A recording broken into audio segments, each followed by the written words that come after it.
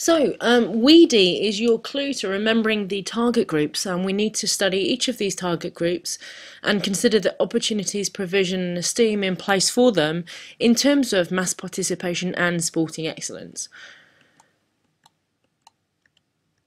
So the specification, again, looking at opportunity, provision, esteem, and also the social and cultural factors that affect participation for these target groups. So it just lists those 5 target groups there.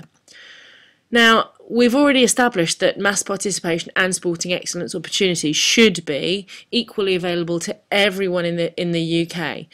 However, perhaps we might question whether this is realistic or, this actually happens in truth. So let's have a broader look at society and equality. And actually how maybe in the past, particularly in the past, and perhaps to some degree still currently, it's been a white, Anglo-Saxon, Protestant dominant kind of forum. Society's always been stratified. There's always been layers and tiers and superiority and dominance. And actually this acronym WASPs, White Anglo-Saxon Protestants, has been typically who have been central in sports performance. And if you don't fit that description, then it's possible that there may be some inequality and maybe some discrimination. Things have undoubtedly changed, but we've just got to look evaluatively or critically at this. So here's some key terms that absolutely you need to be familiar with. Society, culture, obviously who lives in our community and what we believe in our community. Immigration, again, I'm sure you know, people coming to our country to settle permanently. Discrimination, unfair treatment of certain groups in society. When one group is being constrained by factors not applied to the dominant group. So whites looking down on ethnic minorities. So discrimination, I'm sure, again, a term you're familiar with, you might have to define in an answer. Attitudes, the way people look and think about something or somebody, and stereotypes, this image of what we think somebody is like. So here's a past paper question. I've got quite a lot of these in this video. I suggest that you pause it and have a look at the mark scheme, but it just really addresses what is stereotyping and how we can have positive and negative stereotypes, and how actually sometimes the myths are not true. So some things we assume about people are not true. Again, another question on discrimination and stereotyping. Pause the video and have a look. There are the definitions for you. So we're going to now look at each of the 5 target groups and consider them in terms of these 4 things. What are the stereotypes? What are the myths that we would associate with this target group? What factors might affect or have impact on this group participating or sporting excellence? How can we improve participation and excellence? And what would be the benefits to this group of doing that? So those 4 strands we're going to look at for each of the 5 target groups. So we're going to look at females to start off with. These are the sorts of questions that you might need to answer. What are the issues in terms of mass participation or sporting excellence? How can they be resolved, and why would it be of benefit? So here are some possible answers. This is by no means definitive, and there are other things. So we might stereotype girls as the sorts of creatures who don't like to get sweaty, who don't like to put themselves out, who can't think independently. I'll only go to the club if my friend goes, not being as good or as competent as boys. And if you are good at sport, you're a tomboy. And basically the sort of socialised role is that we are the mothers and should be at home. There's the awful stereotypes of this target group. What makes an impact on this group? Well, media coverage. We typically have a male-dominated TV screen. Variety in the volume of role and profile of role models. I think we're getting more, but probably still less than males. Less females choose to be spectators. Sometimes it's considered more that the female has parental responsibilities, therefore has less freedom, less time. Perhaps the choice of activities is a bit narrower. National curriculum is very games biased, which doesn't necessarily match with what girls tend to like, and so on and so on. So read the rest of those. So what can we have in place? We can have better creche facilities to sort of take care of their parental responsibilities. We need to change attitudes of the girls and the boys, the males and the females. We might have better media support, more funding specifically for female-related activities in sports, strategies within national governing bodies to improve female participation, equal prize money in competitions. Again, read the rest of those, take those in. And there are some very obvious benefits, because if we don't have role models, then we need to create them. And if there are then more role models, more young females will see this, more young males will see this, and attitudes and participation will change. So we need to break down the stereotypes, change the attitudes, and increase the media support. Here's an exam question linked to one of the organisations very central to promoting female activity, Women's Sport and Fitness Foundation. Have a pause of the video and look at that one. So then young people, the same categories. What are our stereotypes? Well, the hooded yob who's lazy, who just plays computer games all day. And what we have is an issue, because in school you're obliged to do at least 2 hours of PE. And then we have young people leaving school where choice is critical, and often they won't choose to take part. So this is described as the post-16 school gap. So what will help that, when we look at improvements, might be club links. If we can make the pathway beyond school into clubs and leisure time very apparent and easy, hopefully we'll change that. We need to make PE a really varied and positive experience, suiting everybody's interest, balance competition with non-competitive activities, put time and money into subsidising young people's activities, because this might be a factor that they can't take part because of this. There's obviously a reliance on parents and their support and them as role models, which we need to address. So the government, as we've discussed in the other sections on these organisations, has various things in place to encourage young people to take part into sport, and the local government also has that. There's also a thing called the MEN project, which I think we'll look at in a moment, and we can introduce extrinsic rewards like those little badges you might get for swimming accomplishments. They're very motivating for young people. Ultimately give them a really positive experience, and that way perhaps we can address the obesity statistics, which are a bit frightening for young people nowadays, reduce crime and antisocial behaviour, keep young people engaged in healthy physical activity, which hopefully they'll keep going throughout their life.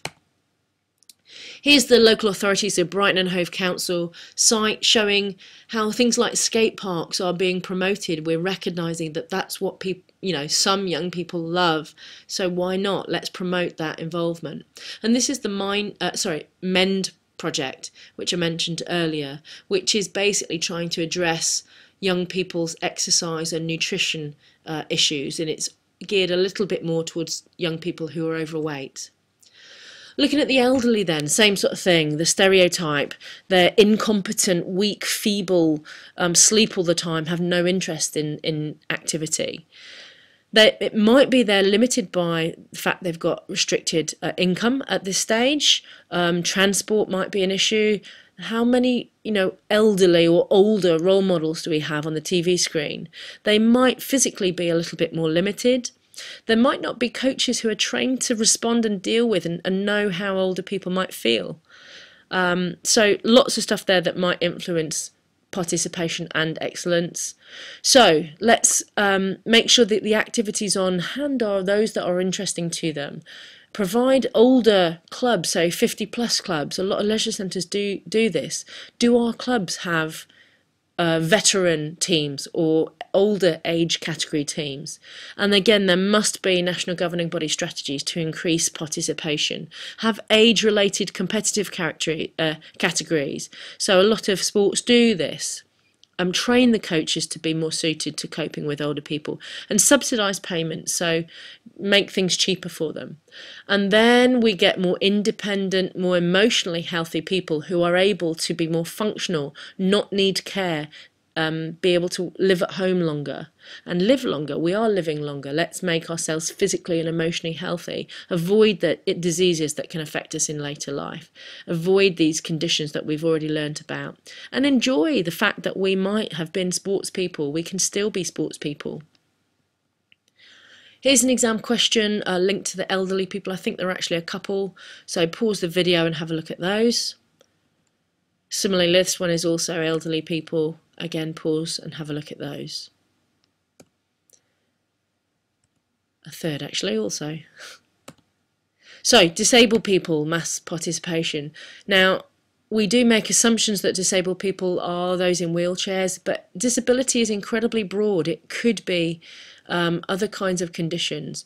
Having said that, we watched the Paralympics in 2012 and saw amazing elite performers we had who aren't as necessarily as fragile. That's just one of our stereotypes, who are capable and able, who can win medals, who can deal with adversity, who can have fun and just enjoy some of the activities everybody else does.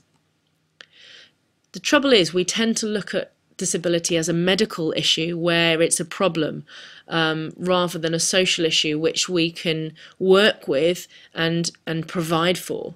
So have a look at those two slides, really looking at how the medical model is less favourable and more traditional way, and actually this is the better way of looking at it, where we can work with, and we need to change our own attitudes towards disability. We have to consider education as well. Certainly as a teacher I've come across young people with certain disabilities and impairments, and it can be quite challenging. We're not necessarily in a good position to provide for them, so we have to weigh up, is it better to include them in sort of mainstream education where we could, that's life. There are going to be people who are disabled. Or do we segregate and teach and have specialist equipment and staff? And there are pros and cons of each. So have a think about the differences between those two situations. So stereotype we've already addressed. Issues, access has got to be a huge one. Specialised equipment, specialised, trained coaches, segregation versus inclusion, poor PE experiences, and limited role models.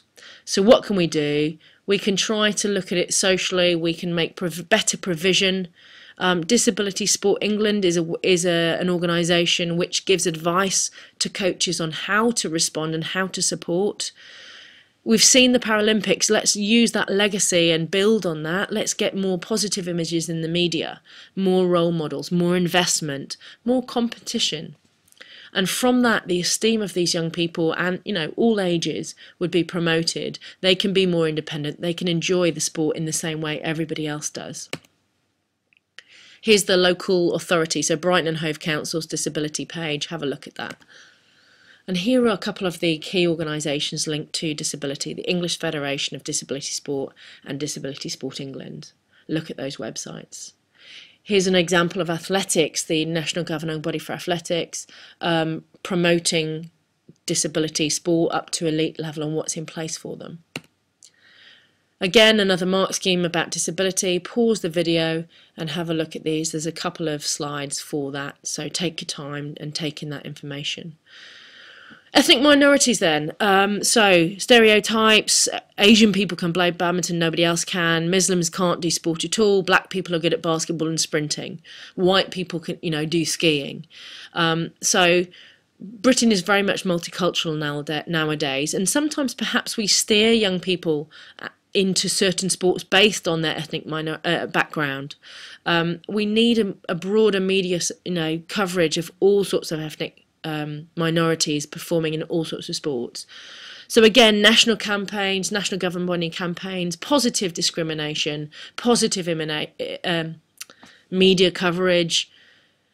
Let's negotiate and work with any religious factors, provide for that, recognise that there are a whole lot of different sports, and Transworld Sport used to really illustrate this brilliantly.